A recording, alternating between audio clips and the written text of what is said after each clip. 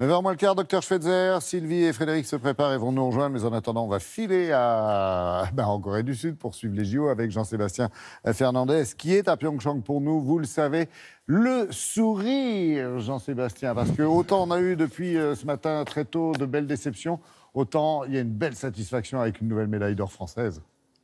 Ah oui, Laurent, ça fait du bien de se réveiller comme ça avec une médaille d'or, avec un nouveau champion olympique. Alors retenez bien ce nom, il s'appelle Pierre Vauthier, il a 30 ans.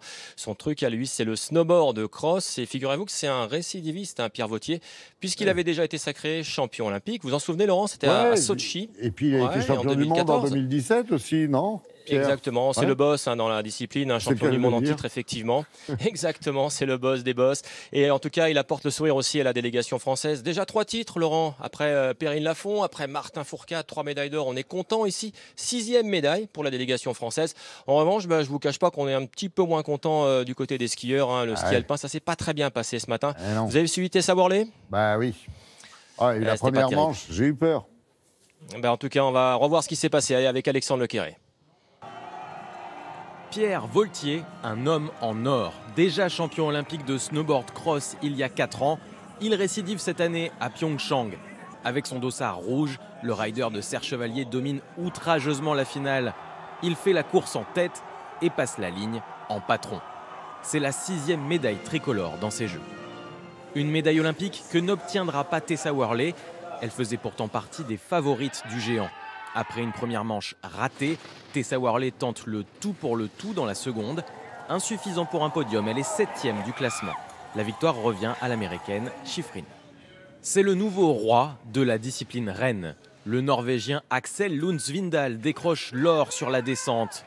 Déjà titré en Super G en 2010, il entre à 35 ans dans l'histoire du ski alpin.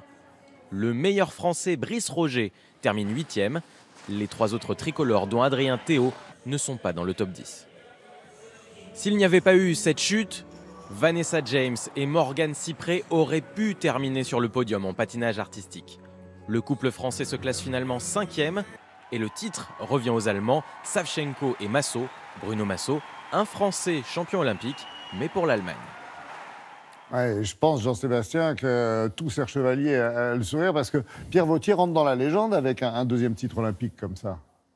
Oui, je pense qu'on peut le dire. Allez, vous avez raison, il entre dans la légende. Vous savez, ils ne sont pas si nombreux, ceux qui sont multi-récidivistes comme ça. Allez, je vous en donne 2, vous les connaissez. Martin Fourcade, évidemment, il en est à 3 titres. Martin Fourcade, c'est du biathlon. Puis vous l'avez dit, là, on remonte un petit peu dans l'histoire, Laurent, effectivement, c'est du ski alpin, les années 60, fin des 60. Jean-Claude Killy, là, c'était, on l'a dit, du ski alpin. Mais bon, c'est pas une surprise, on l'a dit aussi. Pierre Vauthier, il est quand même c'est un client dans sa discipline. Il est champion du monde en titre. Il a également gagné 5 globes de cristaux dans sa discipline. Donc ce matin, il était ému, mais voilà, c'était pas non plus une surprise pour lui. Il voulait le faire. Il l'a fait, promesse tenue. On l'écoute. Une belle 2e médaille d'or après celle de Sochi. J'ai du mal à dire ce que je ressens. Je suis au bord des larmes depuis, je sais même pas combien de temps ça fait que j'ai passé la ligne d'arrivée. Mais c'est des grosses émotions, très très grosses. Quant à la stratégie, effectivement, c'était pas forcément opportun de partir derrière aujourd'hui. Ça aurait pu être une stratégie qu'on aurait pu mettre en place, mais je suis du genre à frapper à 100%, mettre 100% de mes capacités. Et là, voilà, c'était vraiment fracassé de bout en bout et c'est très bien. Ouais, on le voit et on l'a vu monter sur ce podium, effectivement au pied de ce podium où il y avait déjà un Australien et un Espagnol, 2e et 3e respectivement. Exactement. Il a une 30aine d'années, Pierre, je crois. Et qu'est-ce que vous avez retenu comme image aujourd'hui là, pour nous faire sourire un petit peu en marge des compètes?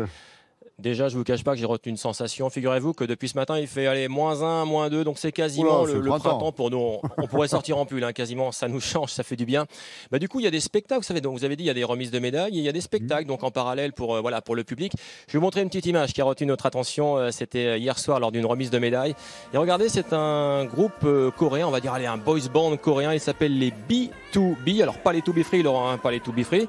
C'est un boys band donc sud-coréen, les B2Born, voilà les B2Born, et se sont produits hier soir devant des fans sud-coréens. Alors il paraît qu'ils sont, c'est des stars chez nous ici en Corée du Sud. Alors voilà, je vous laisse apprécier musicalement, vous me dites, voilà. Ouais, mais vous étiez mieux là-bas qu'au bistrot, Ouais, bah, voilà, on fait ce qu'on peut. En tout cas, si vous voulez un petit album, moi je peux vous en ramener un. Enfin, on en a un pour vous en tout cas. Ouais, bah, vous en ramenez plusieurs parce que tout le monde est fan là, ici. Merci beaucoup, Jean-Seb. Passez une bonne journée. Merci Laurent. Et un gros clin d'œil et un grand merci à toutes les équipes qui vous entourent et qui travaillent pour France Télévisions.